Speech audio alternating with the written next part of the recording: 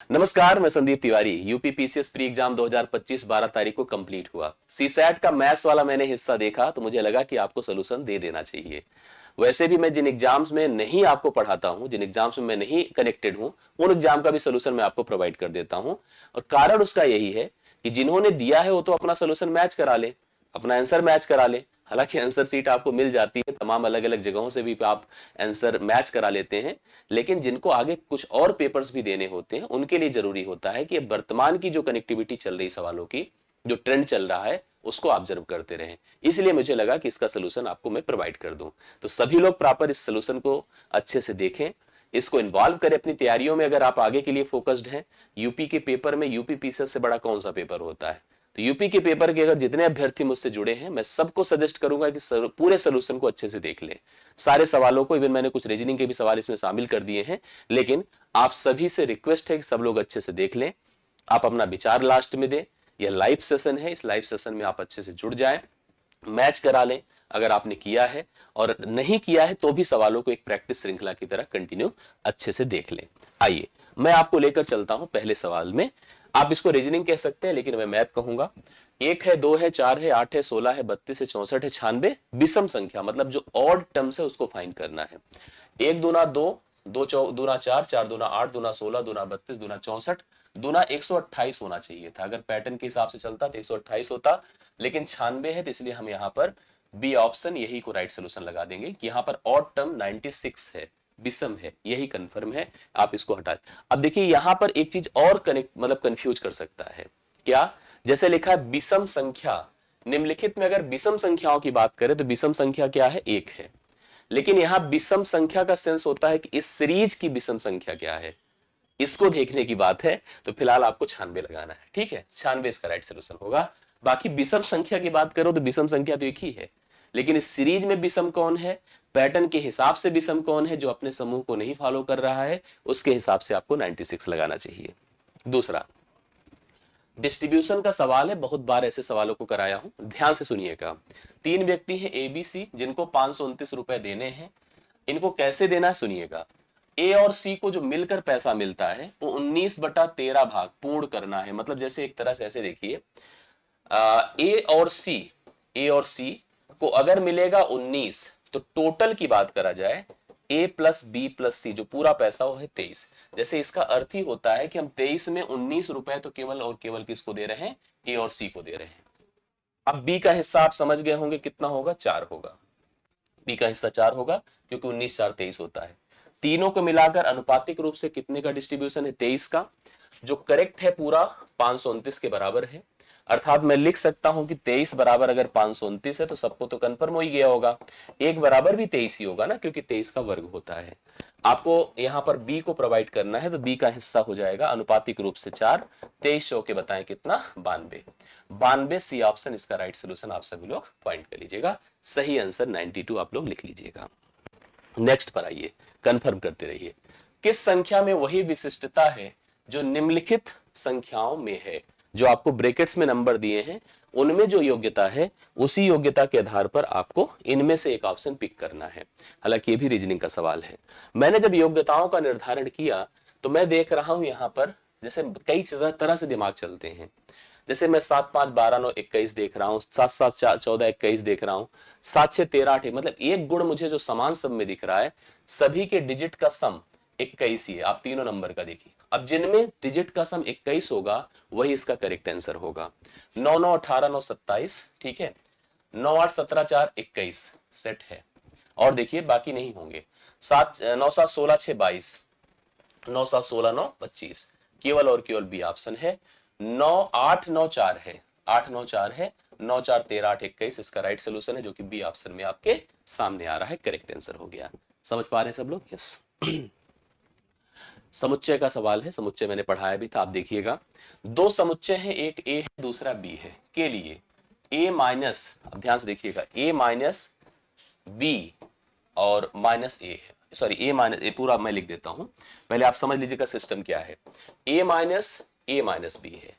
समझिए, जैसा अगर दो सेट है, जैसे मान लीजिए दो सेट है, एक का नाम ए है, एक का नाम क्या है, ध्यान से देखना, और दूसरे का नाम बी है, तो हम ऐसे दिखाएंगे तो ज्यादा कनेक्ट करेगा।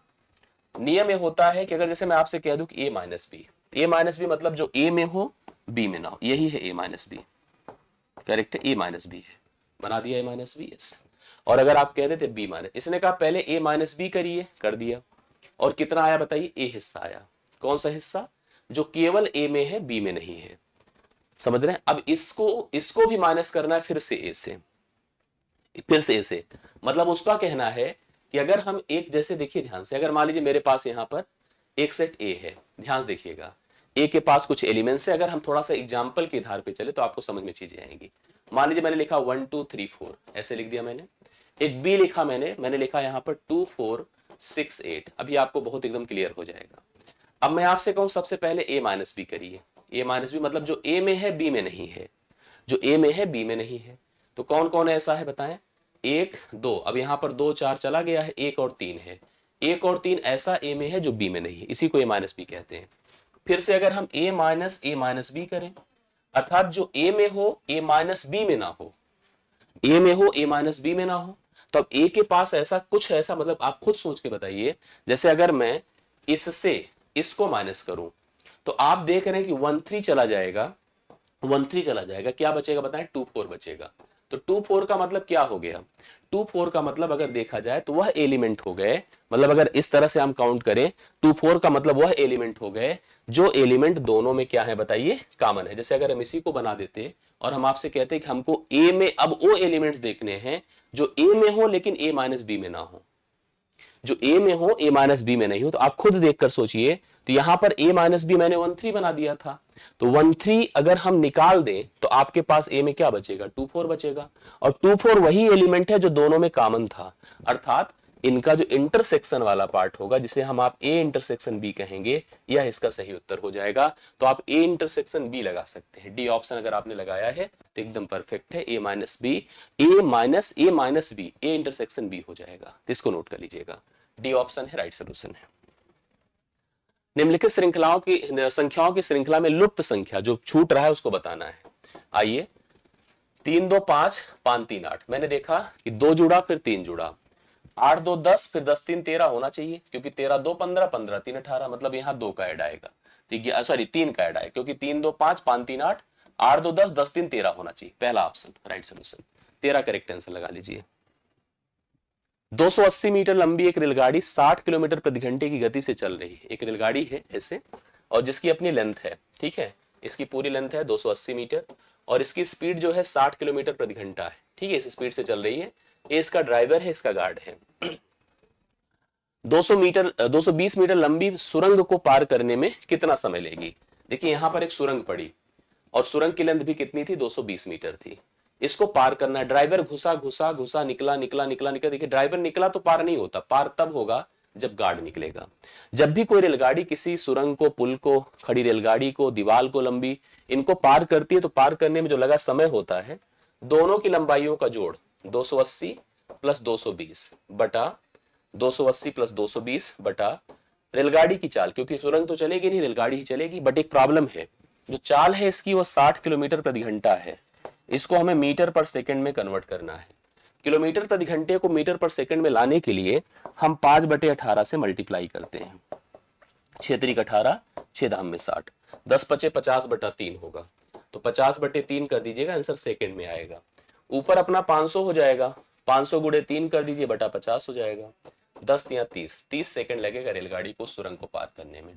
30 second B option right solution हो जाएगा। आप सभी लोग लगा सकते हैं करेक्ट आंसर। आई होप सबको समझ में भी आया होगा ना। चलिए, दो व्यक्ति ए और बी एक साथ काम करते हुए, टाइम एंड वर्क का क्वेश्चन है, एक गड्ढा जो है 8 घंटे में खोद सकते हैं। अगर दो लोग हैं, एक गड्ढे की खुदाई 8 घंटे में कर सकते हैं, जिसमें ए अकेले अगर काम में लग जाता, मतलब ए ही काम किया होता, तो वह 12 घंटे में खोद सकता था।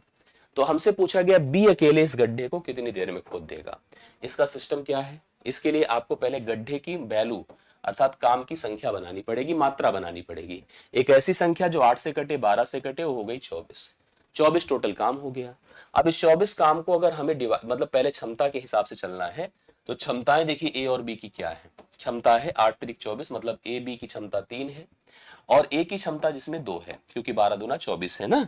ए की क्षमता 2 है, मतलब स्थिति ये हो गई कि ए बी की क्षमता 3 है, अर्थात ऐसे कह दीजिए टोटल काम 24 था, ए और बी 8 घंटे में कर सकते हैं, तो प्रति घंटे 3 काम करते हैं। ठीक है, अकेले ए जो है उस 24 काम को 12 घंटे में कर सकता है, तो प्रति घंटे 2 काम करता होगा। ये बात किसकी हो गई? ए की। अब बचा कौन? बी। तो बी बताएं आप खुद ही, 1 घंटे में कितना काम करता होगा? एक। बी 1 घंटे में 1 काम। अब 24 काम की जिम्मेदारी उसको दे दीजिए, तो 24/1 अर्थात उसको टोटल लगेगा 24 घंटे। अगर मैं बी से कहूं तुम ही अकेले गड्ढे को खोद डालो, तो उसको 24 घंटे टोटल लगेंगे, तब जाकर वह गड्ढे को खोद पाएगा। 11 मित्र एक पार्टी में हाथ मिलाते हैं, सभी सबसे एक बार हाथ मिलाते हैं, हस्त मिलान की संभावना क्या है? हैंडशेक का कॉन्सेप्ट मैंने पढ़ाया था आप लोगों को, वीडियो का जब एग्जाम हुआ था उस समय मैंने बताया था। इसका सिस्टम क्या है? जैसे मान लीजिए ये व्यक्ति हैं, ध्यान से देखिएगा, ऐसे व्यक्ति हैं और इनको एक दूसरे से हाथ मिलाना है। अगर हम कह रहे हैं जैसे मान लो ये है, तो यह इससे भी हाथ मिलाएगा, इससे भी हाथ मिलाएगा। ठीक है, इसी प्रकार से यह इससे भी हाथ मिलाएगा और इससे भी हाथ मिलाएगा। एक बार तो मिला ही लिया है। तो इसका जो नियम बनता है, एक्चुअली आपको इस तरह के जो रूल्स सवाल के बनते हैं उसको बहुत ही क्लियर कर लेना चाहिए। हाथ मिलाना एक होता, एक होता उपहार देना। उपहार देने का सिस्टम क्या होता है कि हम आपको उपहार देते हैं, आप हमको उपहार देते हैं, तो हम इसको 2 काउंट करते हैं। लेकिन जब हाथ मिलाने की बात होती तो मैंने आपसे मिलाया तो आपने मुझसे मिला लिया, उसे हम एक ही काउंट करते हैं। तो इसको हम कैसे कंसीडर करेंगे, इसमें टोटल संख्या कितनी होगी, इसकी बात हम लोग करते हैं। तो जब कभी बात होती है हाथ मिलाने की, जिसमें हम लोग देख रहे हैं कि हस्त मिलान की संभावनाएं बन रही हैं, तो इसका नियम बन जाता है n into n minus 1 divide by 2। ये फार्मूला होता है। n मतलब टोटल 11, 11 में 10 हो गया, बटा 2 करिए, 2 से 5 11 5 55 होता है। 55 बार यहाँ पर हाथ मिलाए जाएंगे, हस्त मिलान की टोटल संभावना यहाँ पर 55 हो जाएगी। आप सभी लोग नोट कर लीजिएगा, जिससे कि क्लियर रहे, कंफर्म रहे और दिक्कत ना होने पाए। तो आप लोगों की जिम्मेदारी है, ऐसे हस्त मिलान का भी हो सकता है, ऐसे जो है क्या कहते हैं उपहार बांटने का भी हो सकता है। जब भी ऐसे सवाल बने तो आप जरूर इस तरह की चीजों को समझें और कंफर्म कर लिया करें कि हाँ आंसर कितना आ सकता है और क्या संभावनाएं बन सकती है। मेरे ख्याल से आपको सबको समझ में आ ही गया होगा, कोई दिक्कत की बात नहीं है। आगे देखिए, एक इस समय माँ की आयु, ध्यान देना, इस समय माँ की आयु उसकी बेटी की आयु से 3 गुना है। अभी प्रेजेंट में माँ है और कौन है? बेटी है। एज रिलेशन के सवाल हमेशा आते हैं, मैंने आपको हमेशा बताया इस चीज को। कह रहा है माँ जो है वर्तमान की स्थिति है, माँ अपनी बेटी की 3 गुनी है, 3 टाइम्स है। बेटी अगर 1 है तो माँ 3 है। 12 वर्षों के बाद माँ की आयु बेटी की आयु की 2 गुनी हो जाएगी। अगर हम 12 साल बाद चलते हैं, ये तो वर्तमान की स्थिति थी, लेकिन अगर हम बाद में जाते हैं, बाद में, तो 12 साल बाद यहां पर स्थिति क्या होती है? माँ की आयु बेटी की आयु की 2 गुनी हो जाएगी, 2:1 हो जाएगा। इस समय बेटी की आयु बतानी है। अभी उस दिन भी हमने एज रिलेशन का ऐसा सवाल लिया था, याद होगा आप लोगों को। तो आप मुझे एक बात बताइए, यहां से यहां तक का गैप कितना है? 12 का, मतलब 12 साल बाद की स्थिति है। तो 12 साल माँ में भी जुड़ेगा, बेटी में भी जुड़ेगा। अगर हम टाइम देख रहे हैं, एज का टाइम आगे जो बढ़ रहा है, अगर वो सेम बढ़ रहा है तो रेशियो का भी डिफरेंस सेम होना चाहिए, बट यहाँ सेम नहीं है। 3 से 2 हुआ है, 1 से 1 हुआ है, तो हमें सेम बनाना पड़ता है, क्योंकि आयु का अंतर हमेशा बराबर रहता है। इनका अंतर 1 का है, इनका अंतर 2 का है, आपको इसको 2 से गुणा करना चाहिए। और इसको 1 से करने की ना करने की कोई फर्क तो पड़ता नहीं। या 2 दूना 4 होता, 2 1 2। इससे क्या होगा? 3 से 4 अर्थात 1 बढ़ रहा है, 1 से 2 अर्थात 1 बढ़ रहा है। 1 का मान आप 12 कर दो, क्योंकि एक्चुअल एज डिफरेंस 12 का है। किसकी उम्र पूछा? बेटी की। जो कब की पूछा? वर्तमान की। वर्तमान में उसकी वैल्यू 1 है, तो 1 बराबर 12, अर्थात 12 साल की बिटिया इस समय। इस समय बेटी 12 साल की है। सुनते चलिए, माँ हो जाएगी 36 साल की, 12 तिया 36। 12 साल बाद बेटी हो जाएगी 24 साल की, और माँ कितनी हो जाएगी बताएं? 48 साल की। तो 24 दूना 48, 2 गुनी हो जाएगी। तो ऐसे ओरल भी जा सकते थे, विकल्प से भी हो जाता तब भी आंसर। नेक्स्ट क्वेश्चन देखिएगा, 2 संख्याएं हैं जो 3 और 5 के अनुपात में है। ठीक है, यदि प्रत्येक संख्या में 10 की वृद्धि की जाए, मैं बहुत ऐसे बताया हूं आप लोगों को सवालों को, तो अनुपात 5:7 हो जाता है। 3 और 5 का रेशियो अभी प्रेजेंट में है। कह रहा अगर प्रत्येक संख्या में 10 की वृद्धि हो जाए, अर्थात इसमें भी 10 बढ़ जाए, सेम वही तो सवाल है अगर देखा जाए तो। यही मान लो एज का रेशियो होता, 10 साल बाद एज चेंज हो जाता, तो 5-7 का हो गया। और सबसे अच्छी बात, मैं जैसे देख रहा था, जो परिवर्तन हो रहा है दोनों में सेम हो रहा है, 10-10 दोनों में बढ़ रहा है। हमारी 10-10 साल बाद की बात की जाती, उम्र की बात होती, तो मैंने अभी पीछे भी तो यही आपको बताया कि क्या रेशियो का डिफरेंस सेम है? हाँ बिल्कुल है, 2-2 का डिफरेंस है। तो मैंने कहा चलो 2 बराबर हम 10 कर देते हैं, तो 1 बराबर क्या होगा? 5। अगर 1 बराबर 5 है तो हमसे संख्याएं पूछा है, तो संख्याएं पूछा तो इसका मान 3 है, इसका मान 5 है, तो 3 बराबर 15 कर दीजिए और 5 बराबर 25 कर दीजिए। 15 और 25, डी ऑप्शन राइट सोल्यूशन होता है। 15-25 इसका करेक्ट आंसर हो गया। ठीक है, 15-25 करेक्ट आंसर हो गया। डी ऑप्शन आप सभी लोग लिख सकते हैं, सही आंसर आपके सामने है। यदि किसी धनराशि पर 3 वर्षों के लिए 5% प्रतिवर्ष की दर से साधारण ब्याज 1200 रुपए है। साधारण ब्याज 1200 रुपए। ध्यान दीजिएगा, 3 वर्ष है, 5% की दर है। देखो ध्यान से, 3 वर्ष है, 5% की दर है और एसआई जो आया है 1200 आया है। तो हमसे पूछा है उसी अवधि पर उसी दर से उसी धनराशि पर चक्रवृद्धि ब्याज क्या होगी। करेक्ट है। तो आपको यहां पर क्या करना चाहिए, तो चाहे तो आप जो है ब्याज का दर का सीधा सीधा यूज कर सकते हैं। जैसे साधारण ब्याज जो होता है हर साल बराबर होता है, तो इस हिसाब से 15% आता। क्या आता? 15% आता। ये 15% का मान आपको दिया है। ठीक है, 15% का मान दिया है। अब यही चीज अगर हम लोग थोड़ा सा डिफरेंट करें और चक्रवृद्धि ब्याज के लिए हम लोग जाएं, तो हम 5-5-10 मतलब हम थोड़ा सा कैलकुलेटिव हो जाएंगे। हम चाहते हैं कि आप उस तरह से भी कर लीजिए। जैसे हम आपसे ये कह देते कि आप प्रिंसिपल निकाल लो चाहे तो। ठीक है, हालांकि प्रिंसिपल निकालने का सेंस नहीं था, सवाल हल हो जाता, क्योंकि अगर क्रिटिकल इतना ना होता, या तो फिर करिए, देखिए जैसे क्या हो जाएगा। 5, देखिए हम लोग देख रहे हैं कि 5% की दर है, 5% की दर है, जो कि 1 बटा क्या होगा? 20 होगा। तो 20 से 1 बढ़कर 21 होगा, 20 से 1 बढ़कर 21 होगा, 20 से 1 बढ़कर 21, क्योंकि 3 साल की बात है ना। इसका मतलब 8000 से आपका 9261 होगा। अगर हमारा धन प्रिंसिपल 8000 था तो 9261, मतलब यहां पर जो आपको अमाउंट प्राप्त होगा 9261 प्राप्त होगा। अर्थात जो ब्याज मिलेगा वो आपका 1261 का प्राप्त होगा। ये ब्याज होगा 8261 का ब्याज प्राप्त होगा। समझते चलिएगा। हमने कहा 3 वर्ष 5% की दर साधारण ब्याज 1200, 3 वर्ष 5% की दर साधारण ब्याज 1200 है और हमसे उसी अवधि के लिए उसी दर से उसी धनराशि पर चक्रवृद्धि ब्याज बतानी थी। अब आप एक बात सोचो, पांतिया कितना होता है? 15%। 15% का मान कितना है? 1200 है। 100% का मान कितना होता? 15×8 = 120 होता है, 800 हो गया, 80 हो गया, 80 हो गया। ठीक है, 80 को 100 से गुणा कर दें तो 8000 प्रिंसिपल था। देखो लकीली यहां पर वही वैल्यू है, 8000। अगर 8000 का मान 8000 है तो 1261 का मान 1261 होगा।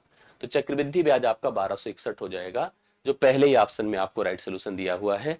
इस सवाल का करेक्ट आंसर आप सभी लोग नोट कर सकते हैं। क्लियर हो गई बातें? पॉइंट करते चलिए, कहीं कंफ्यूजन हो तो बताइए हमें। नेक्स्ट क्वेश्चन पर आइए। एक रेखीय समीकरण जिसे लीनियर इक्वेशन कहते हैं, 2x + 5y = 10 का आलेख एक रेखा है, मतलब उसका जो ग्राफिकल रिप्रेजेंटेशन एक स्ट्रेट लाइन पर किया गया है, जो x अक्ष को जिस बिंदु पर प्रतिच्छेद करता है वह क्या है? कोई भी समीकरण जैसे मान लीजिए कोऑर्डिनेट सिस्टम है और यह है x अक्ष है। अगर कोई समीकरण x अक्ष पर प्रतिच्छेद करेगा तो वहां पर x की वैल्यू तो होगी, बट y का मान क्लियर है, क्या होगा? 0। अब आपको विकल्पों के हिसाब से अगर इसको डिफाइन करना है, समझना है, तो आप इसको ध्यान दीजिएगा। विकल्पों के हिसाब से डिफाइन करना है तो आप इसको ध्यान दीजिएगा कि यहां पर क्या है कि y का मान हमारा क्या होना चाहिए? 0। और y के मान 0 के लिए एक ही परिस्थिति बन रही है। तो आपको जैसे इसमें क्या करना चाहिए, जैसे हम ऐसा समझ गए, मान लो अगर हमसे कोऑर्डिनेट भी पूछा, मान लीजिए यहाँ पर कोऑर्डिनेट जितने दिए गए हैं वो सब में ऐसे ही होता, तो सही क्या होता है इसके लिए? क्योंकि हम x अक्ष पर प्रतिच्छेद कर रहा है तो y का मान हमें 0 पुट करना चाहिए। तो 2x + 5 × 0 = 10 हो जाता। तो 2x = 10 होता केवल, तो x बराबर वैसे भी 5 होता। तो कोऑर्डिनेट अपना 5 का, जिसको समझ में आ गया वो ऐसे भी लगा सकता था, कुछ करने की जरूरत ही नहीं होती, क्योंकि x अक्ष पर कोई बिंदु प्रतिच्छेद तभी करेगा जब y का मान क्या होगा? 0 होगा। तो लगा सकते हैं आप लोग यहाँ पर। आइए देखिए नेक्स्ट क्वेश्चन पर आते हैं। अब सवाल देखो क्या कहता है। वह कौन सी एक संख्या है जो कौन सी एक संख्या निम्नलिखित संख्याओं के समूह के समान है? निम्नलिखित के समूह के समान हो ऐसी कौन सी संख्या है? यहां पर जैसे अभी एक पीछे हम लोगों ने सवाल किया था उसी की तरह इसका कुछ बिहेवियर है, बट उसमें और इसमें फर्क क्या? ध्यान दीजिएगा, यहां पर ऐसा कुछ डिफरेंट, मतलब जैसे हम जोड़ने उड़ने पे देख रहा था मैं, यहां पर 6 3 9 3 12 हो नहीं रहा है। 3 की डिविजिबिलिटी एक मुझे निर्णायक दिख रहा है। 6 3 9 3 12 बिल्कुल 3 से कट रहा है। 8 4 12 9 21, 7 5 12 9 21 बिल्कुल 3 से कटने की स्थिति है। तो 3 से अगर कट रहा, चेक करिए कौन सा है जो 3 से कट जाएगा। 8 2 10 1 11 नहीं कटेगा, क्योंकि 3 से कोई संख्या तभी कटती जब उसके सभी अंकों का जोड़ 3 से कटता है। 6 5 11 2 13 नहीं कटेगा। 8 3 11 2 13 नहीं कटेगा। 7 4 ये डी ऑप्शन इसका राइट सोल्यूशन, क्योंकि यही एक डिजिट एक संख्या है जिसके सभी अंक मतलब 3 से कट रहे हैं या अंकों का जोड़ 3 से कट रहा है, तो उस समूह के हिसाब से डी विकल्प आप लगा सकते हैं राइट सोल्यूशन। ठीक है, नेक्स्ट देखिएगा, निम्नलिखित संख्या श्रृंखला में अगली संख्या, बहुत रीजनिंग के सवाल इस तरह से मुझे लगता है सेट में डाल दिया इन लोगों ने, आइए ट्राई करिए। देखिए साफ साफ दिख रहा है 24 दूना 48, 36 दूना 72, तो 54 दूना 108 होना चाहिए था। डी ऑप्शन लगाइए, 54 दूना 108 आप लोग कनेक्ट कर सकते हैं, राइट सोल्यूशन है। अगला देखिएगा, यदि किसी संख्या में बताया था इस तरह का सवाल, 84 से अगर भाग देते हैं तो 37 शेषफल आता है। यदि इसी संख्या को 12 से भाग दे तो शेषफल क्या आएगा, 12 सते 84, ये कट गया पूरी तरह से, तो 12 दूना 12 तिया 36, 1 37, रिमाइंडर कितना आएगा 1। समझ रहे हैं, जब हमारा फर्स्ट डिवीजर सेकंड डिवीजर से पूरी तरह से कट जाए तो आपको इधर छोड़ करके त्याग कर दीजिए, इधर चले आइए, 12 तिया 36, 36 1 37 होता है, राइट सोल्यूशन यहां पर 1 हो जाएगा, शेषफल आपका 1 बचेगा। नेक्स्ट देखिए क्या है, ऐसे ज्योमेट्री का सवाल भी देखिए बन रहा है, ये आपको एकदम साफ साफ जो अभी लाइन एंड एंगल हम लोग पढ़ रहे थे उसी के बिहाफ पर सवाल है। निम्नलिखित चित्र में यदि ए बी समांतर सी डी है, ये लाइन इस लाइन के समांतर है, x डिग्री का मान पूछ रहा है, इसका मान पूछ रहा है, ये बताते हैं। जैसे यहां पर आपको 100 डिग्री दिया है, इस लाइन को ऐसे बढ़ा दीजिए, बढ़ा दिए। दूसरी तरफ अगर आपने इसको बढ़ा दिया और यहां का कोण तो आपको कंफर्म ही हो गया होगा, क्या होगा, ये तो समझ में आ गया 80 डिग्री, क्योंकि त्रिभुज का नियम क्या कहता है, त्रिभुज का नियम कहता है त्रिभुज के तीनों अंतः कोणों का जोड़ 180 अंश होना चाहिए, और साथ साथ यह लीनियर पेयर है। जैसे आप ऐसे देखिए, तो यहां पर अगर 100 है तो जुड़ करके आपका 80 डिग्री होगा। दूसरा, ये रेखा इस रेखा के समांतर है, ठीक है, अगर यहाँ 50 है तो यहाँ भी 50 होगा। इसका कारण है अल्टरनेट करस्पॉन्डिंग एंगल, जब दो रेखाएं अगर समांतर होती हैं, एक रेखा ऐसे प्रतिच्छेद करती है तो यह कोण इस कोण के बराबर होगा, यह कोण इस कोण के बराबर होगा, इस प्रकार से निकाल सकते हैं। अब त्रिभुज का नियम कहता है त्रिभुज के तीनों अंतः कोणों का जोड़ 180 अंश होता है, तो 80 50 130 होता है। 130 को अगर आप 180 से निकाल दें, ठीक है, तो 50 डिग्री आ जाएगा, किसका मान, x डिग्री का मान, जो 50 डिग्री देखिए डी ऑप्शन में राइट सोल्यूशन दिया हुआ है, आप 50 डिग्री करेक्ट आंसर कर लीजिए। एक खुदरा मतलब रिटेलर, सामान्य जो दुकानदार होते हैं, 250 रुपए में एक रेडियो सेट खरीदता है, ठीक है, 250 में एक रेडियो सेट खरीदता है, उसका ऊपरी खर्च 15 रुपए है, ऊपरी मतलब खरीदने के बाद जो अपर व्यय होता है, जो एक्स्ट्रा खर्च करता है जैसे लाने आने में और तमाम। एक खुदरा विक्रेता 250 रुपए में एक रेडियो खरीदता है, उसका ऊपरी खर्च 15 रुपए है, वह रेडियो 300 रुपए में बेचता है, कितने में, 300 रुपए में बेचता है। खुदरा विक्रेता का लाभ प्रतिशत बताएं क्या हो जाएगा, खुदरा विक्रेता का लाभ प्रतिशत, जैसे उसने 225 में खरीदा, 15 रुपए और खर्च किया, मतलब 240 उसने टोटल लगाए, लगाने के बाद उसने दिमाग लगाया और इसको ले जाकर के 300 रुपए में बेच दिया। 240 में खरीद कर 300 रुपए में बेच दिया, शून्य शून्य से कटा, ठीक है, 6 चौके 24, 6 पंचे 30, 4 में खरीद कर 5 में बेच रहा है, फायदा हो रहा है ये एक का फायदा किस पर, 4 पर, 1 गुणे 100 बटे आप 4 कर दे, 4 25 बार 100 होता है, तो 25% इसका राइट सोल्यूशन हो जाएगा, सी ऑप्शन आप लोग लगा सकते हैं, 25% सी ऑप्शन इसका राइट सोल्यूशन है, आप सभी लोग नोट कर लीजिएगा। नेक्स्ट, प्रश्न चिन्ह के स्थान पर कौन सी संख्या आएगी, बताइए कौन सी संख्या आएगी। 143 के बाद 275 है, 275 के बाद 495 है, और इसी प्रकार से आगे बढ़ना है, खुद सोचिए क्या हो सकता है, समझिएगा बातों को।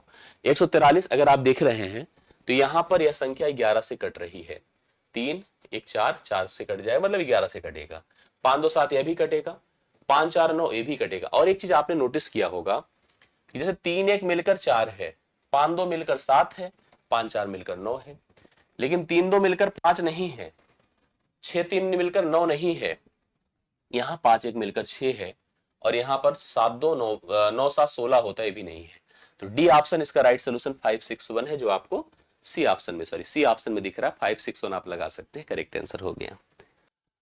नेक्स्ट क्वेश्चन हम लोग देखते हैं अगला क्या कहता है कि 4 किलोमीटर प्रति घंटे की गति से चलने पर एक आदमी 2 घंटे 45 मिनट में एक निश्चित दूरी को तय कर लेता है। अगर वह 16.5 किलोमीटर प्रति घंटे की गति से दौड़ता है तो वही समान दूरी को तय करने में कितना समय लगेगा। या तो आप एक काम करिए, 4 किलोमीटर प्रति घंटे और ये 2 घंटे 45 मिनट से आप दूरी निकाल लें। भाई हम सब ने पढ़ाई है इतना कि speed is equal to distance upon time होता है, इतना तो हम लोग जानते ही जानते हैं, इसी का यूज करना है, बट थोड़ा सा हमें दिमाग लगाना है। और हम लोगों ने क्लास में पढ़ते समय इसको फॉलो किया है कि हम 2 बार में ना करके जब डिस्टेंस सेम रहती है, क्योंकि डिस्टेंस इज इक्वल टू आप खुद देख रहे हैं स्पीड इनटू टाइम होता है, तो आप यहाँ लिख सकते हैं S1 T1 बराबर S2T2, अर्थात पहली चाल पहला समय, दूसरी चाल दूसरा समय, ये फॉलो अप किया जा सकता है। तो पहली चाल कितनी है, 4 किलोमीटर प्रति घंटा, लगाइए 4। और T1 का मतलब क्या है, 2 घंटे 45 मिनट, 2 घंटे 45 मिनट। अब आप सुनिए, 2 घंटे तो रहने दीजिए, 45 बटे इसको क्या कर दें 60, 15 दूना 15 तिया 45, 15 चौके 60, अर्थात ये 2 सही 3/4 हो जाएगा। तो 4 दूना 8 3 11 बटे इसको हम 4 लिख सकते हैं।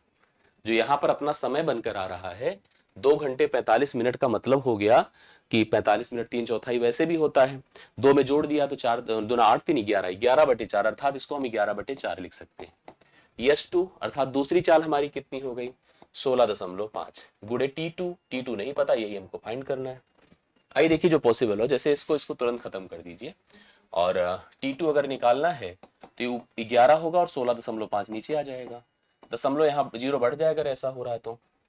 11 दहम में होता है, और 11 के 11, 11 पचे 55, 5 तिया 15, 5 दूना 10, ये भी 2/3 ही आ रहा है, 2/3 घंटे हो रहा है। इसको मिनट में कन्वर्ट कर दें, 2/3 घंटे को अगर हम मिनट में कन्वर्ट करते तो 1 घंटे बराबर 60 मिनट होता है।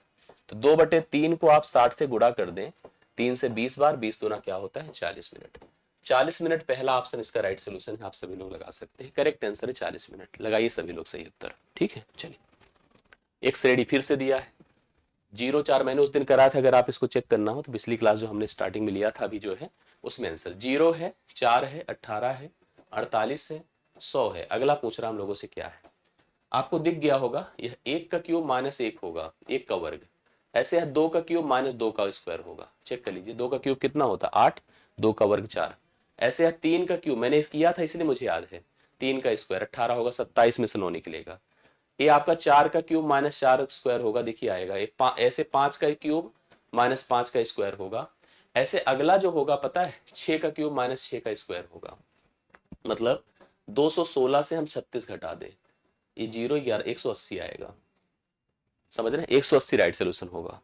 इस तरह से अगर पैटर्न देखो जब कनेक्ट रहता है तो सबको क्लियर है, नहीं तो दिक्कत होगी।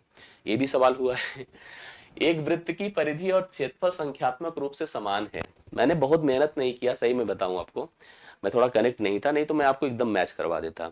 और जब मैं जो कराया हूं मुझे याद है कि काफी हम मैच करवाए हैं, ठीक है, काफी मिला है। इसका उत्तर ओरल हो गया होगा। वृत्त की परिधि, वृत्त सर्कल है, ये सेंटर इसकी रेडियस, परिधि C बराबर 2πr होता है, ठीक है। और क्षेत्रफल एरिया, एरिया जो होता है πr स्क्वायर होता है। कह रहा संख्यात्मक रूप से समान है तो एक ही आंकड़ा होता है, बोलिए क्या होता है, मैं लिखूं कि आप लोग बता देंगे। 2πr बराबर πr स्क्वायर होता है, कैंसिल कर दीजिए, देखिए पाई पाई से r बराबर 2, केवल एक कंडीशन पर होता है, 2 इकाई पर, जब क्षेत्रफल और परिधि अर्थात सरकमफेरेंस दोनों सेम होते हैं तो उस केस में केवल और केवल r की वैल्यू क्या होती है 2 होती है। सबसे छोटा पूर्ण वर्ग जो कि 3 से 4 से 5 से 6 से 8 से विभाज्य हो, तो पूर्ण वर्ग तो सारे हैं और सबसे छोटा 900 है, लेकिन सबसे डिविजिबल है कि नहीं है, इसके लिए देखिए हम सबसे चेक करेंगे। जैसे एक चीज दिमाग में रखिएगा, अगर हम 6 से, जैसे प्रोसेस के हिसाब, अगर 8 से चेक कर लिया तो 4 से चेक करने की जरूरत नहीं, 2 से चेक करने की जरूरत नहीं है, हमें 8 से चेक करना और 3 से चेक करना है, क्योंकि 0 तो सबके एंड में है तो 5 से चेक करने की नीड नहीं है। 8 से संख्या वही कटती जिसके अंतिम 3 डिजिट 8 से कटते हैं। जैसे इसकी बात किया जाए, 8 1 के 8, 1 बचा 0, 8 1 के 8 नहीं कटेगा, इसको छोड़ दीजिए, ठीक है। इसके ऊपर है 1200, अब देखिए अगर इसको चेक करिए आप लोग तो यह जो 1200 है 8 से तो कट रहा है, 8 1 के 8, 8 पंचे 40, 3 से भी कट रहा है, 3 से भी कट गया तो 2 से कट ही जाएगा, 5 से कट ही रहा है, तो कुल मिला के सी ऑप्शन हो जाएगा। नहीं, लेकिन अब समस्या यह है कि पूर्ण वर्ग नहीं है, ठीक है, पूर्ण वर्ग नहीं है ना, समस्या ये है, तो इसको खत्म कर दीजिए, करेक्ट। अब आता है 2500, तो 2500 300 ही नहीं कटता, तो इसलिए 3600 राइट सोल्यूशन होगा इसका, 3600 ही वह सबसे छोटा पूर्ण वर्ग होगा। अब पूर्ण वर्ग लिखा था, नहीं तो 1200 हो जाता, तो इसलिए आपको 3600 लगाना पड़ेगा, सी ऑप्शन आपका 3600 है राइट सोल्यूशन। रवीश और शिखा की आयु का अनुपात 3:8 है, यदि 6 वर्ष बाद, अभी ऐसा ही पूछा था हम लोगों से एक सवाल और जो माँ और बेटी का था, रवीश है और शिखा है, यहां पर जब इंफॉर्मेशन ऐसे देती है तो वर्तमान माना जाता है, 3 और 8 का रेशियो है। यदि कह रहा 6 साल बाद, 6 वर्ष बाद उनकी आयु का रेशियो 4:9 होगा। सवाल क्या कहता है, क्वेश्चन क्या कहता है, तो वर्तमान में रवीश की उम्र बताओ क्या होगी, प्रेजेंट एज पूछ रहा है। 6 इसमें भी जुड़ा है, 6 इसमें भी जुड़ा है, और अच्छी बात यह है कि यहाँ का डिफरेंस सेम है, जो एक एक का है, 1 बराबर 6 कर दें। तो हमसे पूछा रवीश की आयु बताओ क्या होगी। तो रवीश की आयु अगर हमें निकालनी है तो अनुपातिक वैल्यू देखो, रवीश की वर्तमान में 3 है, तो 3 छंगे क्या हो जाएगा 18। ये रवीश की उम्र 18 साल की हो गई। पहला ऑप्शन राइट सोल्यूशन है। ठीक है, यस। एक समचतुर्भुज एबीसीडी है। समचतुर्भुज मतलब आप समझ गए ना, रोम्बस डिस्कस हुआ था एक, ये है समचतुर्भुज, जिसको आप रोम्बस कहते हैं अंग्रेजी में, और ये है बेसिकली समचतुर्भुज। ठीक है, जिसमें सभी भुजाएं समान होती है, विकर्ण एक दूसरे को समकोण पर समद्विभाजित, जो वर्ग नहीं है। अच्छा ठीक है, तो इसका मतलब प्रॉपर रोम्बस है। कोण ए कोण बी का अनुपात ए है, बी है, सी है, डी है। कह रहा ए और बी का जो रेशियो है वो आपका 4 और 5 का रेशियो है, 4 है तो 5 है। तो कोण सी कितने मान का है ये हमको बताना है।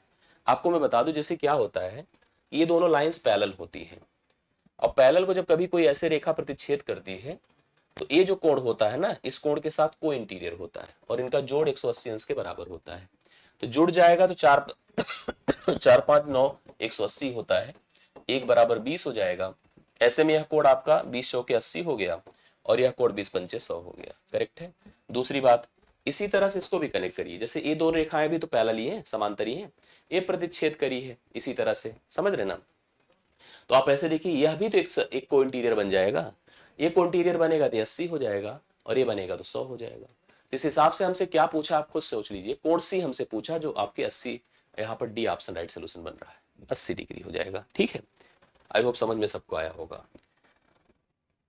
एक समीकरण रेखीय है जो कि 3x - 5y = 15 के। अब देखिए इसका सोल्यूशन डिस्कस किया गया है, इसे हम लीनियर इक्वेशन की बात कर रहे हैं। जैसे अब ये लीनियर इक्वेशन है, पहले समझिएगा, 3x - 5y बराबर 15 है। ठीक है, और ये दो चरों वाला रैखिक समीकरण है, लेकिन समीकरण तो आपको केवल एक ही दिया है ना। जब एक ही दिया है तो यहाँ पर इसके सोल्यूशन की संभावनाएं असीम हो जाएंगी, क्योंकि हम यहाँ पर कुछ भी रख करके 15 अचीव कर सकते हैं, समझ रहे हैं। इसलिए इसकी संभावनाएं असीम हो जाएंगी। अनोखा मतलब यूनिक होता है, केवल एक सोल्यूशन होगा ऐसी बात नहीं है। जब दो होती कंडीशन तो बात दूसरी होती। इसमें कोई हल नहीं, इसको भी हटा सकते हैं, कोई दो हल नहीं, असीम रूप से कई हल हो जाएंगे जब डी ऑप्शन लगाएं, क्योंकि कई सारे विकल्पों को, अर्थात ए हम एक्स वाई की कई वैल्यूज को यहाँ पर सब्स्टिट्यूट कर सकते हैं और प्रत्येक वैल्यू के बिहाफ पर हमारे पास अलग अलग आंसर डेवलप हो सकता है। तो इसलिए इसकी क्या हो सकती है, अनंत हल, मतलब इनफाइनाइट सोल्यूशन पॉसिबल हो सकते हैं। इस क्वेश्चंस के लिए डी ऑप्शन राइट सोल्यूशन आपका बन करके आ रहे हैं। तो प्लीज सभी लोग लगा लें, डी ऑप्शन करेक्ट आंसर होगा। अच्छा, यहीं पर कंडीशन होती है जब दो समीकरण होते हैं, जिसको हम लोग a1x b1y c1 के रूप में कंसीडर करते हैं, वहां पर a1/a2 b1/b2 c1/c2 का रेशियो यूज किया जाता है। तब उसमें यूनिक सोल्यूशन, नो सोल्यूशन और बाकी की कंडीशंस का उपयोग किया जाता है। तो फिलहाल इसके लिए हम लोग यूनिक, क्योंकि कुछ भी रख करके हम 15 निकाल सकते हैं। तो फिलहाल ये आपका लास्ट क्वेश्चन था मेरे ख्याल से, अभी तो कोई सवाल नहीं इसके बाद नहीं है। तो अंतिम सवाल था, मैं इसका पूरा सोल्यूशन इस पीडीएफ को इस टेलीग्राम ग्रुप पे भी भेज दूंगा। अगर आप हमसे नहीं जुड़े हैं तो टेलीग्राम ग्रुप पे जुड़ जाएं, जिससे कि हम आगे आपसे कनेक्ट रहें और आपको जरूरत के हिसाब से सोल्यूशंस प्रोवाइड करते रहें। थैंक यू सो मच सभी को, बहुत बहुत धन्यवाद। बाकी आप लोग बताइए अगर किसी सवाल में कहीं डाउट हो, कंफ्यूजन हो या कहीं और आपको कोई डिस्कशन करना हो। थैंक यू सो मच सभी को, धन्यवाद।